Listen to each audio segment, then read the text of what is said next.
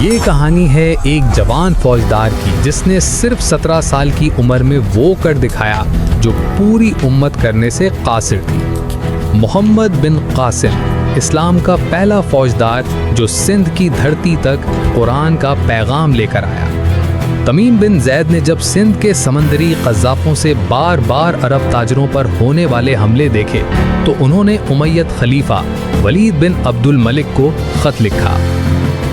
انہوں نے کہا، ہندوستان کے اس کونے میں ظلم بڑھ رہا ہے، مسلمانوں کی امانت لوٹ لی جاتی ہے اور کوئی سننے والا نہیں۔ خلیفہ نے فیصلہ کیا، اس ظلم کا جواب دیا جائے گا۔ اس وقت کے مشہور گورنر حجاج بن یوسف کو حکم دیا گیا کہ فوج تیار کرو۔ حجاج نے کسی بزرگ یا تجربہ کار کو نہیں بلکہ ایک نوجوان کو چنا، محمد بن قاسم، صرف 17 سال کا۔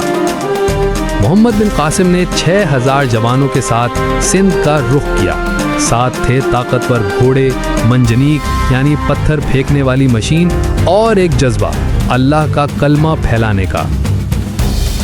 دیبل سمندر کے ساتھ ایک قلعہ جہاں ہندو راجہ داہر کی فوج موجود تھی۔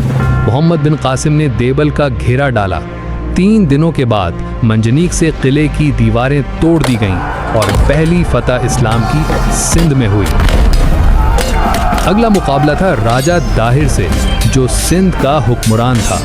راجہ داہر نے 50,000 فوجیوں کے ساتھ لڑائی کی، لیکن محمد بن قاسم کی اسٹریٹجی اور ایمان کی طاقت نے راجہ کو زمین چومنے پر مجبور کر دیا۔ راجہ داہر جلا کر مار دیا گیا اور سندھ میں پہلی بار اذان کی آواز گونجی۔ محمد بن قاسم نے صرف جنگ ہی نہیں کی بلکہ انصاف بھی دیا۔ اس نے ہندوؤں، بدھیوں اور سب قوموں کو ان کا دین اور مال واپس دیا، زیادتیوں کو معاف کر دیا۔ اس کا ایک مشہور جملہ تھا، اسلام تلوار سے نہیں انصاف سے پھیلتا ہے۔ لیکن سیاست نے اس ہیرو کو بھی نہ بخشا۔ حجاج بن یوسف کے وفات کے بعد نئے خلیفہ سلیمان بن عبد الملک نے محمد بن قاسم کو بلا کر قتل کروا دیا، صرف اس لیے کہ وہ حجاج کا رشتہ دار تھا۔ آج بھی سندھ کی دھرتی محمد بن قاسم کو یاد کرتی ہے۔ وہ اسلام کا پہلا فاتح تھا جس نے بھارت کے دروازے کھول دیے، جہاں سے اسلام کا پیغام پورے ہندوستان میں پھیلا۔ وہ صرف ایک فوجدار نہیں تھا، وہ ایک مشن تھا، ایک جذبہ تھا جو آج بھی ہر مسلمان کے دل میں زندہ ہے۔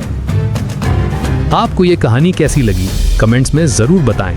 ایسی اور تاریخی کہانیوں کے لیے چینل کو سبسکرائب کریں اور بیل آئیکن ضرور دبائیں۔